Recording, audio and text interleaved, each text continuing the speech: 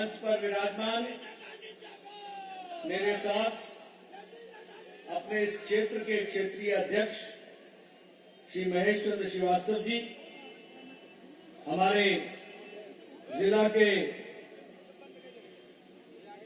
जिला प्रभारी श्री शंकर गिरी जी, हमारे इस क्षेत्र के लोकप्रिय प्रत्याशी सम्माननीय विनोद सिंह जी, हमारे पड़ोस के ही प्रत्याशी श्री सीताराम वर्मा जी, ओम प्रकाश पांडे जी जो इसौली से प्रत्याशी हैं, और राजेश गौतम जी जो कादीपुर से प्रत्याशी हैं।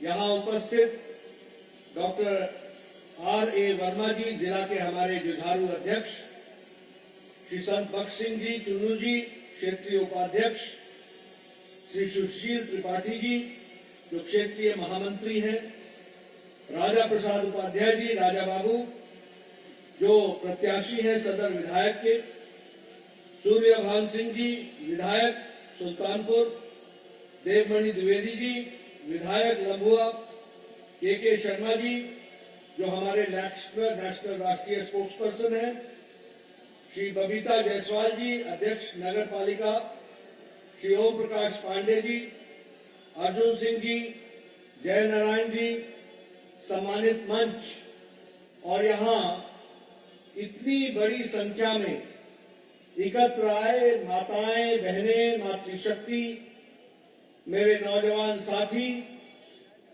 और हमारे मीडिया के साथी, प्रिंट मीडिया और इलेक्ट्रॉनिक मीडिया के साथी, मैं अपना सौभाग्य मानता हूं कि भगवान श्री राम जी के पुत्र कुश, उनके द्वारा बसाया गया ये शहर, ये नगर, ये पवित्र नगर जिसको आप सब लोग कुश भवनपुर के रूप में भी जानते हैं, ऐसी धरती के सभी सज्जन वृंद को मैं नमन करता हूं और आशीर्वाद लेता हूं। मित्रों, यह महर्षि वाल्मीकि और ऋषि दुर्वासा की भी तपोस्थली रही है, और इसके साथ साथ यहां पर मां भवानी के मंदिर, जो पूज्य मंदिर जिनकी हम सब लोग आराधना करते हैं, ऐसे पवित्र भूमि पर मुझे आने का सौभाग्य मिला। मैं पुनः इस पुण्य भूमि को नमन करता हूं। यह क्रांतिकारी भूमि भी है, वीरों की भूमि भी है। यहां आऊं और अब्दुल हमीद को याद न करूं, यहां आऊं और मंगल पांडे को याद न करूं, यहां आऊं और सुहेल देव सिंह जी की कर्मभूमि को याद न करूं तो शायद मैं न्याय नहीं कर पाऊंगा। ऐसी भूमि को मैं आशीर्वाद भी लेता हूं और नमन भी करता हूं। ये साहित्यकारों की भी भूमि है। हमारे लोकप्रिय जनकवि रमाशंकर यादव जी, जिन्हें हम विद्रोही के रूप में जानते थे, या फिर हमारे पूर्व छायावाद युग के राम नरेश त्रिपाठी जी हों, चाहे कवि त्रिलोचन शास्त्री जी हों, यह भी इस भूमि से उन्होंने भी साहित्य की बहुत बड़ी सेवा की। ऐसे महान साहित्यकारों को भी मैं यहां आकर के नमन करता हूं और उनसे प्रेरणा लेता हूं। मित्रों, चुनाव की बेला है और चुनाव के दौरान हर तरीके की बातें सुनने को मिलती है। हर पार्टी लोभ लुभाने वाले वायदे लेकर के आ जाती है। हर पार्टी, हर नेता नए नए वायदे करता है। मैं ये तो जानता हूं कि यहां बैठे लोग इतने धूप में, इतनी कड़ी धूप में अगर मुझे सुनने के लिए आए हैं तो उन्होंने तो मन बना लिया है कि उनका वोट भारतीय जनता पार्टी को मिलेगा। वो वोट देने के मन से आए हैं, इसके लिए आपका बहुत बहुत धन्यवाद। लेकिन आपके माध्यम से मैं आपसे नहीं, आप आपके माध्यम से सुल्तानपुर की तमाम जनता से वोट मांगने के लिए आया हूं। और जब मैं वोट की बात करता हूं तो मैं हमेशा लोगों को कहता हूं, कभी किसी को इस आधार पर वोट मत देना कि वह आगे क्या करेगा। किसी पार्टी को इस आधार पर मत देना कि वह आगे क्या करने वाली है। वोट का आधार यह होना चाहिए कि पीछे उस पार्टी ने क्या किया है, वही तय करेगा कि वह आगे क्या करने वाले हैं। इसको हमको समझना है। और जब मैं ये कहता हूं तो ये हमारे ही नेता हैं जो छाती ठोक करके सुल्तानपुर की जनता के सामने जाकर कह सकते हैं, अपना रिपोर्ट कार्ड ले करके जाते हैं। कोई political party, Samajwadi party, Indian national Congress कभी भी अपना रिपोर्ट कार्ड लेकर के नहीं आती है, हमेशा नए नए नारे लेकर के आती है।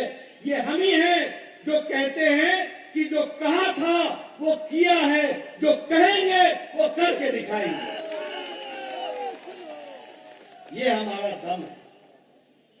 आप बताइए, आज अयोध्या में दीपोत्सव मनता है। आप बताइए कि आज भव्य कुंभ होता है कि नहीं होता है?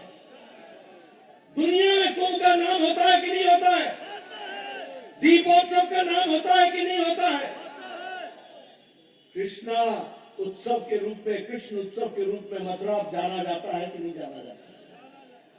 और उसी तरीके से वाराणसी में देव दीपावली होती है कि नहीं होती है?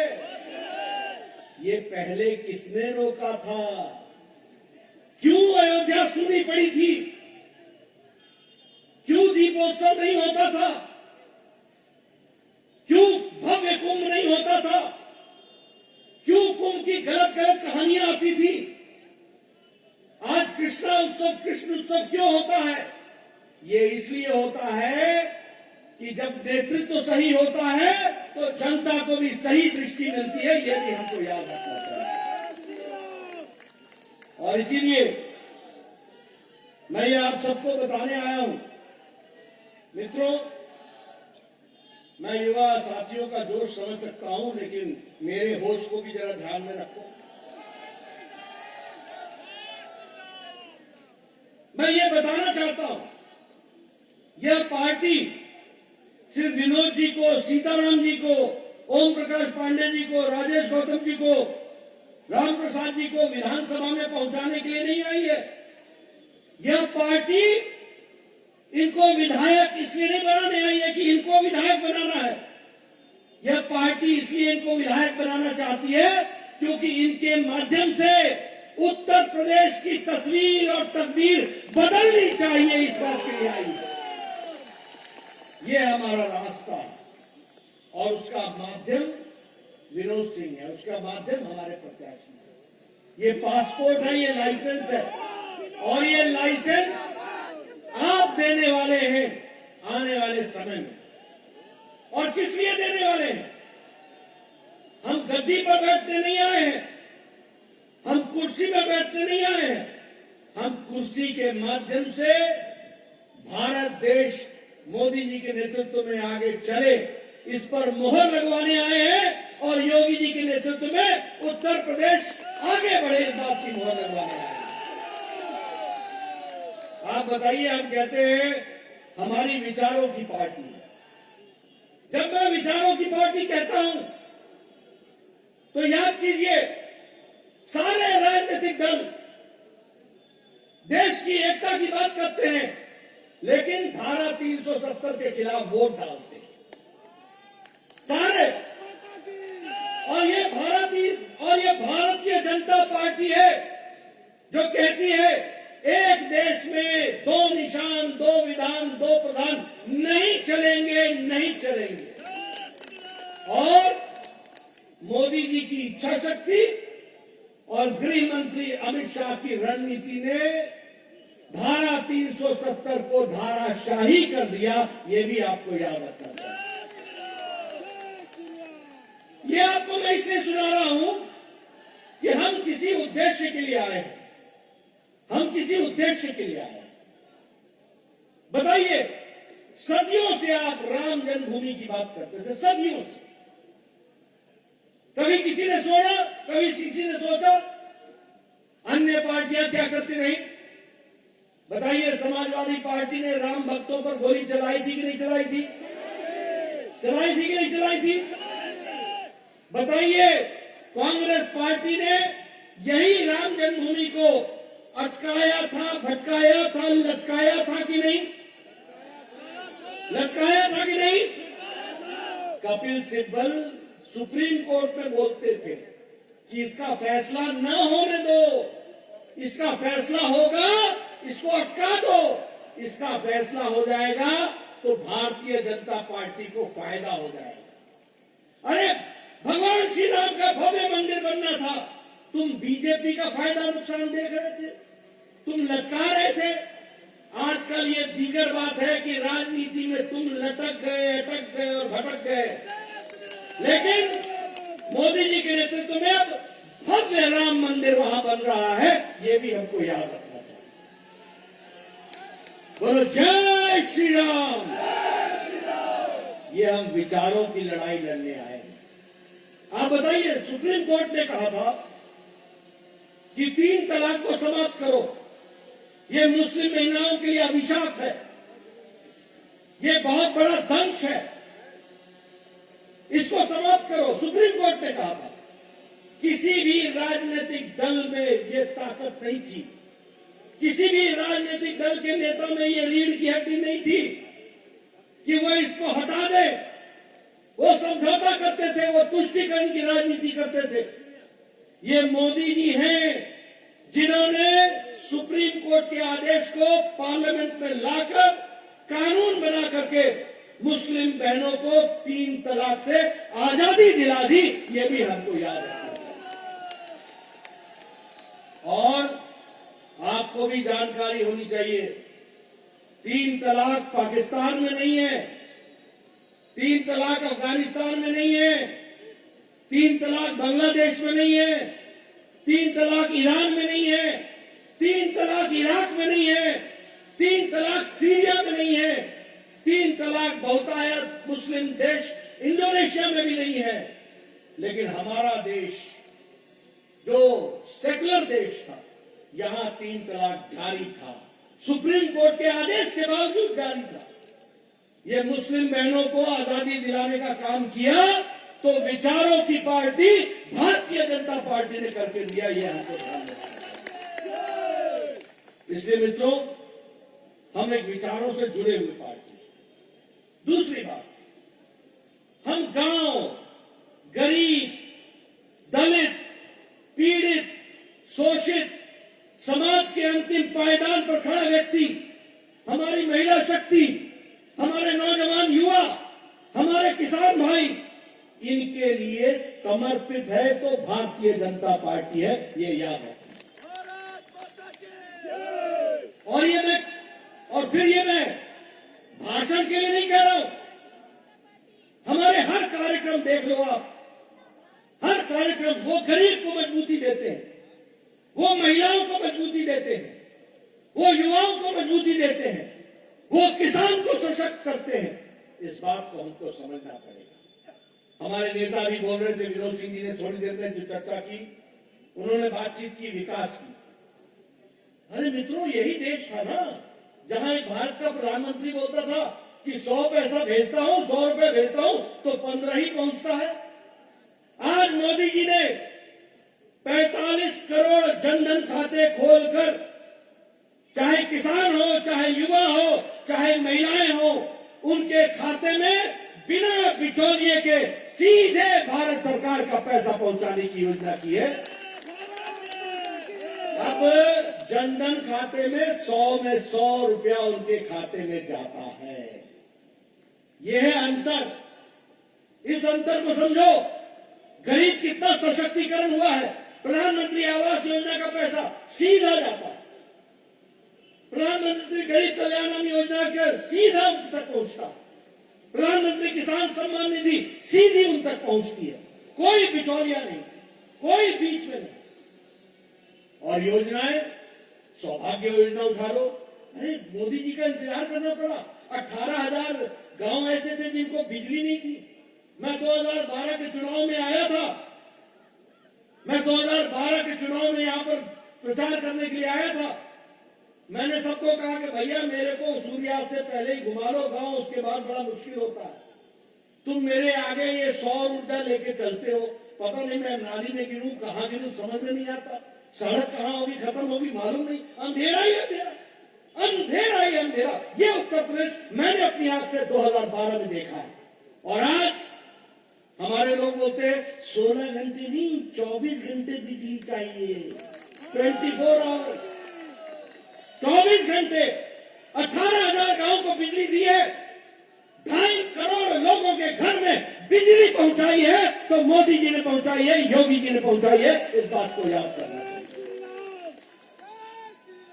मित्रों, याद करो 2014 के पहले गरीब आदमी की स्थिति क्या थी? स्थिति अगर किसी गरीब आदमी के यहां किसी को कैंसर हो गया, अगर किसी गरीब आदमी के यहां किसी को दिल की बीमारी हो गई, तो नेता लोग एप्लीकेशन लेकर के मुख्यमंत्री के द्वारे जाते थे और प्रधानमंत्री के द्वारे जाते थे, कहते थे इसका इलाज करा दो, इसके पास पैसे नहीं है, और फिर प्रधानमंत्री मुख्यमंत्री उसको राहत देने की कोशिश करते थे। लेकिन गरीब आदमी का गांव में खेत बिक जाता था, मकान बिक जाता था। क्या यह स्थिति थी कि नहीं थी? बताओ, थी कि नहीं थी? मोदी जी ने आयुष्मान भारत में 50 करोड़ लोगों को, यानी भारत की 40% आबादी को गंभीर बीमारियों से लड़ने के लिए हर साल 5-5 लाख रुपए प्रति परिवार दिया है। ये भी हमको याद रखना चाहिए। 2.5 करोड़ से ज्यादा लोगों का इलाज हो चुका है पिछले 3-4 सालों में, 2.5 करोड़ से ज्यादा गंभीर बीमारी। और कौन है ये बेचारे लोग? गरीब लोग, रिक्शा वाला, ठेड़ी वाला, रेडी वाला, ठेले वाला, सब्जी वाला, बाल काटने वाला, रैक पिकर जो कूड़ेदान से प्लास्टिक उठाता है, ऐसे गरीब लोगों को मोदी जी ने 5 लाख रुपए का हर साल 5 लाख रुपए का हेल्थ कवर दिया। ये हमको इसलिए मैं भाषण देने नहीं आया हूं। किस तरीके से गरीबों के बारे में, उत्थान के बारे में सोचा गया है, वो आपको बताने आया हूं। आप बताइए, स्वच्छ भारत अभियान, मोदी जी ने कहा मैं स्वच्छ अभियान शुरू करूंगा लाल किले के प्राचीर से 2014 में। मुझे याद है, ये जो चांदी के चम्मच के साथ पैदा हुए नेता है ना, कांग्रेस, इंडियन नेशनल कांग्रेस और समाजवादी पार्टी के, इन्होंने मजाक उड़ाया था, मखौल उड़ाया था और ये कहा था कि प्रधानमंत्री स्वच्छता की बात करता है, लाल किले से कोई और बात नहीं रह गई थी करने को। मैं आपके सामने एक वाक्य बताना चाहता हूं। राम मनोहर लोहिया जी ने, जो हम सब के बहुत बड़े सोशलिस्ट लीडर हुए, उन्होंने 60 के दशक में पार्लियामेंट में भाषण दिया था जवाहरलाल नेहरू के नहीं, लाल बहादुर शास्त्री जी के सामने, कि मुझे शर्म आती है कि भारत के महिलाएं गांव में जब मेरी जीप जाती है तो वो बेचारे अपनी दैनिक नित्य क्रम के लिए झुंड की झुंड के रूप में निकल करके खेतों की तरफ जाते हुए दिखती हैं।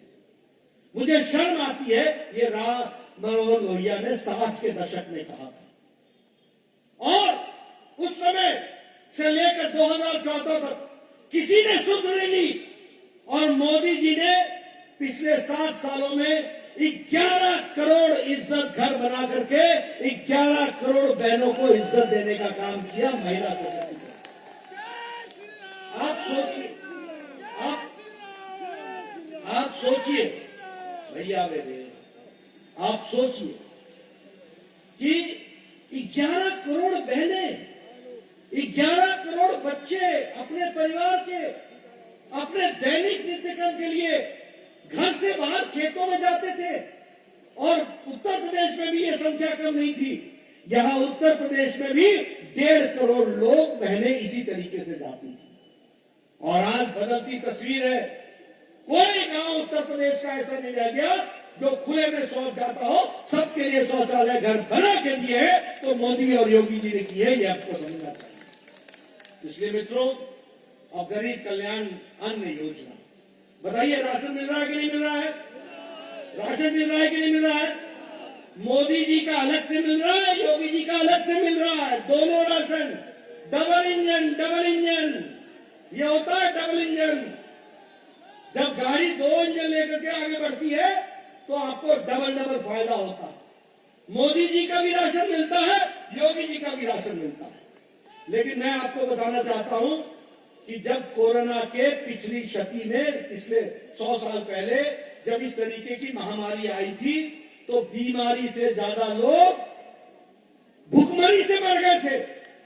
और मोदी जी ने पिछले मार्च महीने 2020 के मार्च से प्रधानमंत्री गरीब कल्याण अन्न योजना के तहत आपको, हर व्यक्ति को घर पर राशन पहुंचाने का काम किया है। तो मोदी जी ने किया, योगी जी ने किया, यह भी हमको याद रखना चाहिए। इसलिए मित्रों, विकास की एक नई कहानी, गरीब, वंचित, पीड़ित, शोषित, दलित, इसकी चिंता करने का काम किया।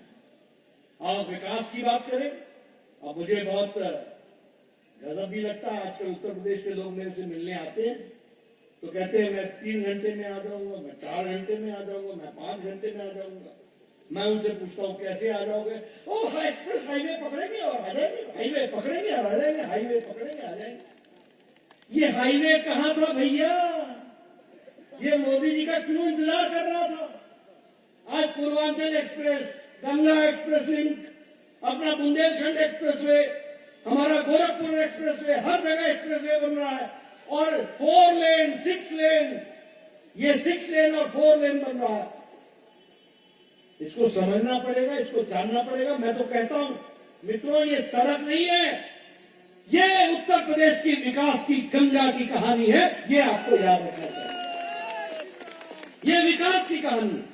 आज आपके यहां लखनऊ में अटल बिहारी मेडिकल यूनिवर्सिटी बन रही है, आज आपके यहां आयुष यूनिवर्सिटी बन रही है, आपके यहां 2 all India institute of medical sciences हो गए।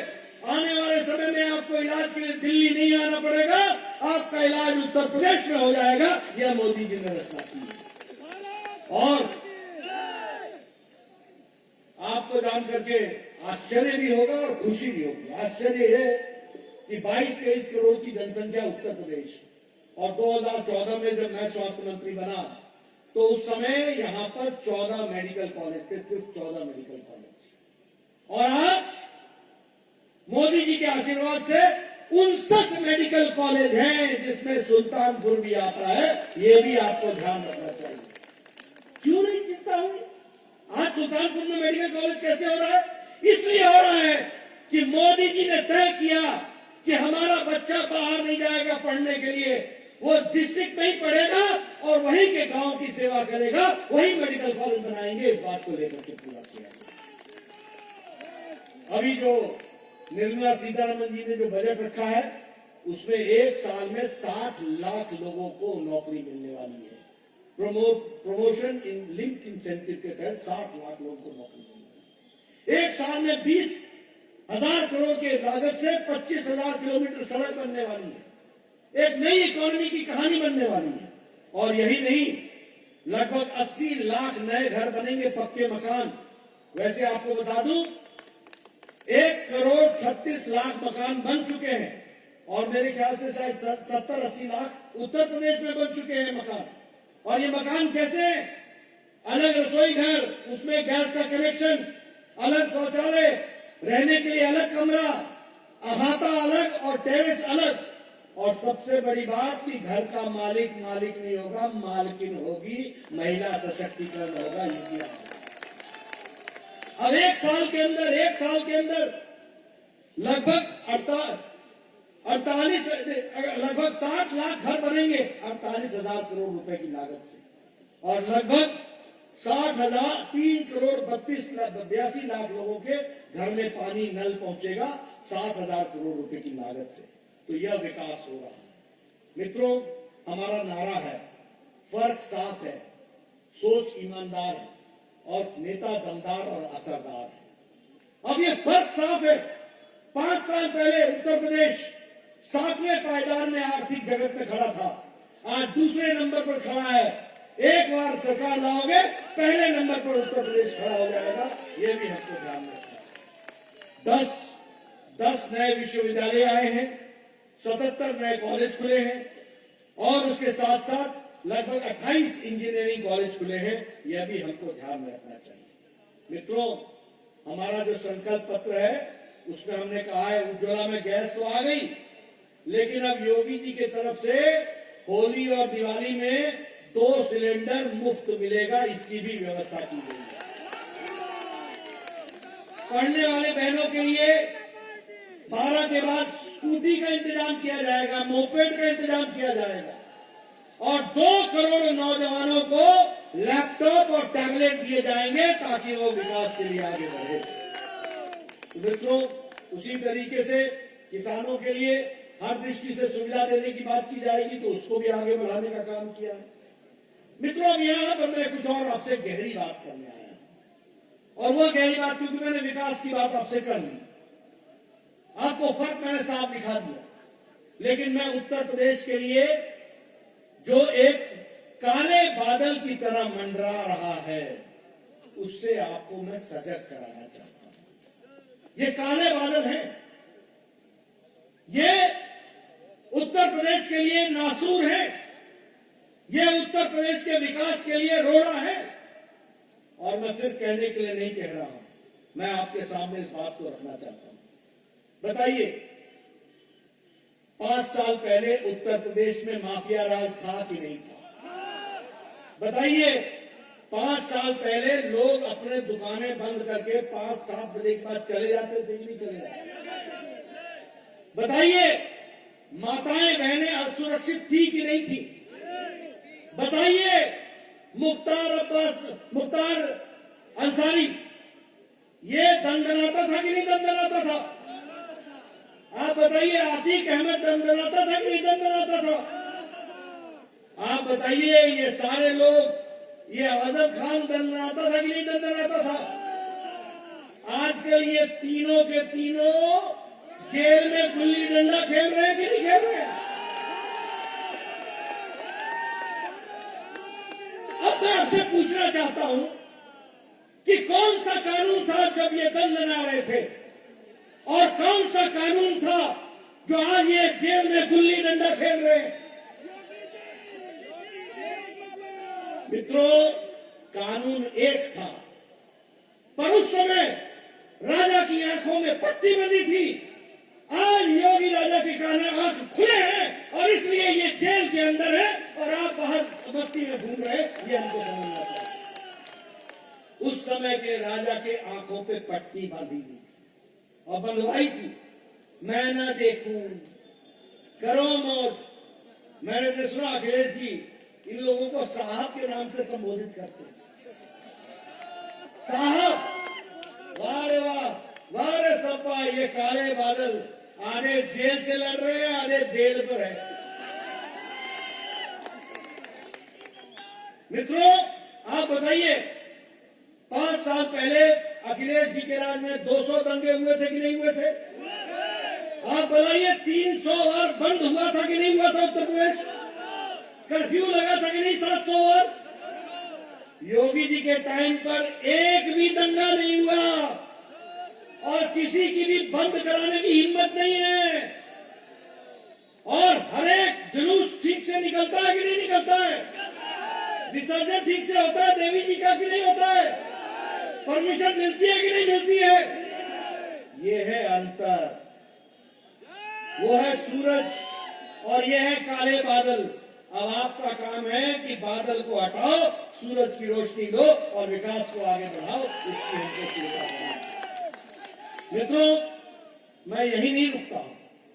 आप बताइए, कैराना में 60 परिवार पलायन कर गए थे कि नहीं कर गए थे?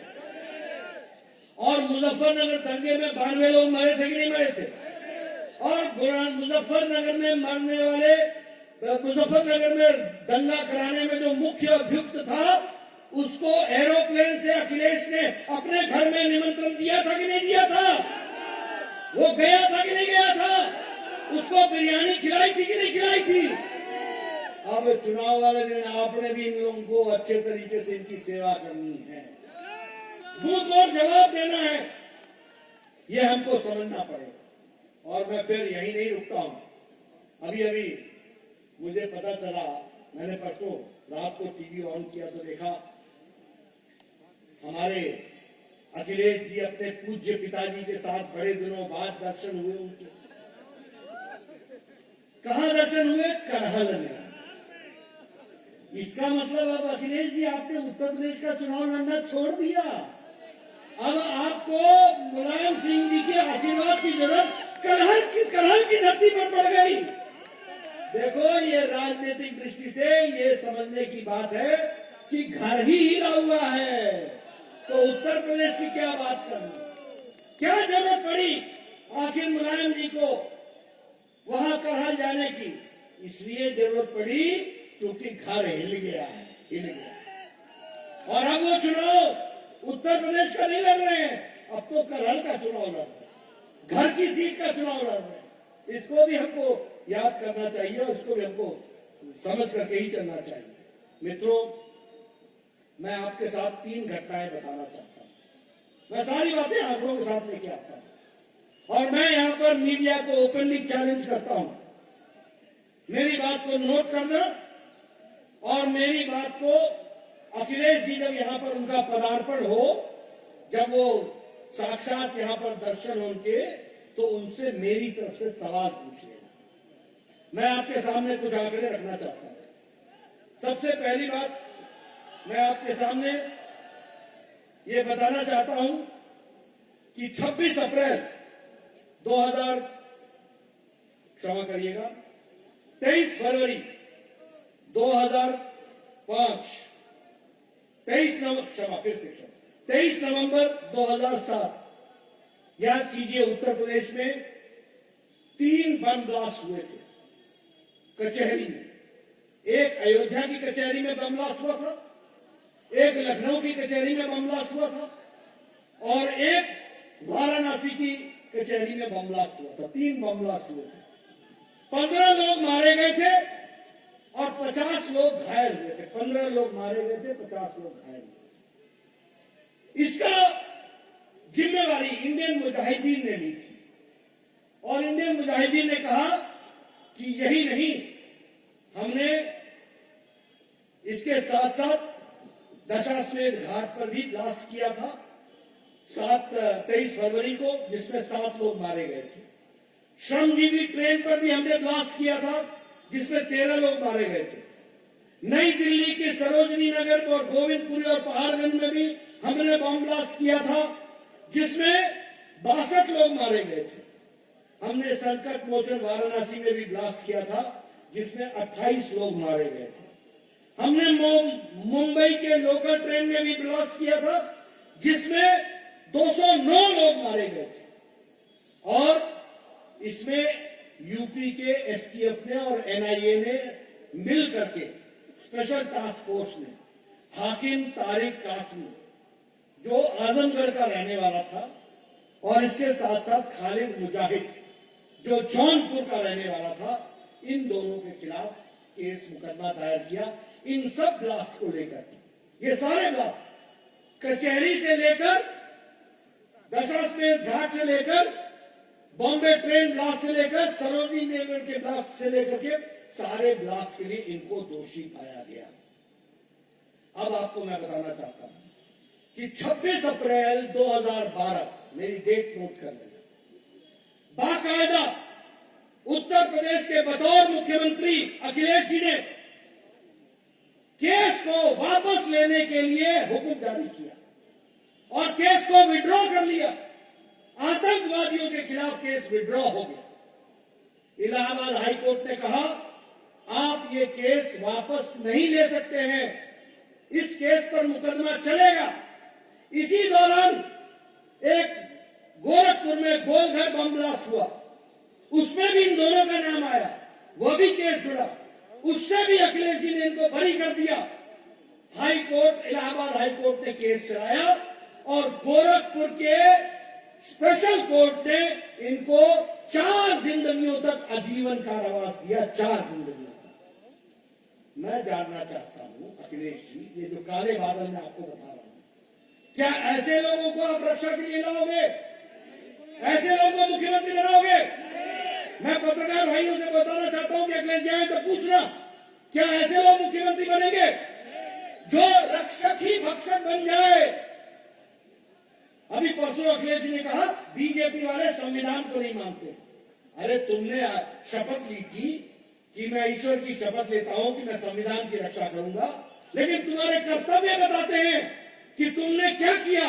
तुमने शपथ ये ली कि मैं ईश्वर की शपथ लेता हूं कि मैं आतंकवादियों की रक्षा करूंगा। ये काम तुमने करके किया। यही नहीं, रामपुर में 31 की रात 2007 31 दिसंबर और 1/2008 1 बजे रात को रामपुर में AK-56 से सीआरपीएफ के कैंप पर AK-56 राइफल से हमला किया इंडियन मुजाहिदीन के लोगों ने और लश्कर तोयबा ने। 7 लोग मारे गए, 7 हमारे पुलिस सीआरपीएफ के जवान मारे गए, 7 माताओं के गोद सूनी हो गई, 7 बहनें विधवा हो गई, 7 परिवार के बच्चे अनाथ हो गए। किसी ने सुन नहीं ली। एनआईए ने पकड़ करके निकाला तो इंडियन मुजाहिदीन का और हरकत उल इस्लामी का जो कमांडर इन चीफ था, शहाबुद्दीन, बिहार का रहने वाला, वो पकड़ा गया। उसके खिलाफ मुकदमा चला, उसके कारण 7 लोग पकड़े गए। अखिलेश जी ने यही 23 अप्रैल 2012 को शहाबुद्दीन को भी ये कह करके छोड़ दे दिया कि सामाजिक सद्भाव रखने के लिए मैं शहाबुद्दीन को बरी करता हूं और उनके खिलाफ केस विड्रॉ करता हूं। ऐसे हैं ये लोग। और फिर इलाहाबाद हाईकोर्ट ने कहा ये आप नहीं कर सकते, इनके खिलाफ भारत के कानून के तहत आरोप लगा करके मुकदमा चलेगा। और आपको जानकर के खुशी होगी कि गोरखपुर के हाईकोर्ट ने, बनारस के हाईकोर्ट ने, इलाहाबाद के हाईकोर्ट ने इनको 4 लोगों को सजाए मौत और 3 लोगों को आजीवन कारावास दिया है। ये हमको ध्यान रखना। इसलिए मित्रों, एक तरफ योगी जी है जो आपकी रक्षा के लिए दिन रात एक करके काम कर रहे हैं, और एक तरफ ये अखिलेश जी लोग हैं जो खान साहब को, फलाने साहब को, अंसारी साहब को, इनको प्रोटेक्शन देने का काम कर रहे हैं। आप बताइए, ऐसे लोगों को आप समर्थन देंगे क्या? ऐसे लोगों को आप समर्थन देंगे क्या? मित्रों, ये मैं सुल्तानपुर में यहां बैठे लोगों को, माताओं बहनों को सिर्फ नहीं कह रहा हूं, आपके माध्यम से सुल्तानपुर के हर विधानसभा के लिए मैं अपील कर रहा हूं कि आप इन सब लोगों को आप चुनाव जिताएं। ये राष्ट्रवाद का रास्ता है, ये विकास का रास्ता है, ये आगे बढ़ने का रास्ता है, और समाजवादी पार्टी का रास्ता विनाश का रास्ता है, अपने ऊपर काले बादल छाने का रास्ता है। ये हमको ध्यान में रखना है। और इसीलिए मैं आपसे अपील करने आया हूं कि आप पूरी ताकत लगा करके नौजवान साथी चुनाव तक चुप मत बैठना, घर घर जाओ, गांव जाओ, लोगों को संदेश दो कि विकास का दूसरा नाम है तो भारतीय जनता पार्टी है, राष्ट्रवाद का नाम है तो भारतीय जनता पार्टी है, देश को आगे बढ़ाने का नाम है तो नरेंद्र मोदी है, और प्रदेश को आगे बढ़ाने का नाम है तो योगी आदित्यनाथ है। इसको लेकर के आगे बढ़ो। मुझे पूरा विश्वास है कि आप ये काम करेंगे। और मीडिया वाले मेरे प्रश्नों को नोट कर लिया होगा, वह जरूर अखिलेश जी से पूछेंगे। मैं हवाई की बात करने वाला आदमी नहीं हूं, मैं तथ्यों के साथ जनता के बीच में जाने वाला आदमी हूं। और इसीलिए मैं ये बात आपको बता रहा हूं, ये मुद्दा होना चाहिए चुनाव का। एक तरफ रक्षक है योगी जी, एक तरफ रक्षक हैं हमारे भारत के प्रधानमंत्री, एक तरफ भक्षक हैं जो कानून के आड़ में अपने आप को पनपाते हैं और अपने लोगों के माध्यम से जनता को अंधकार में ढकेलते हैं। ये हमको याद रखना चाहिए। आपने मेरी बात सुनी, इतने धूप में आप बैठे रहे, आपका बहुत बहुत धन्यवाद। जय भारत, जय उत्तर प्रदेश। बहुत बहुत धन्यवाद माननीय राष्ट्रीय अध्यक्ष जी। सुल्तानपुर की ये जनता आपको विश्वास दिलाती है, सुल्तानपुर के 5 विधानसभा सीटें जीतकर भाजपा की झोली में डालेगी। अब मैं अपने यशस्वी जिलाध्यक्ष जी से आग्रह करूंगा आकर आए हुए जनता का आभार व्यक्त करें।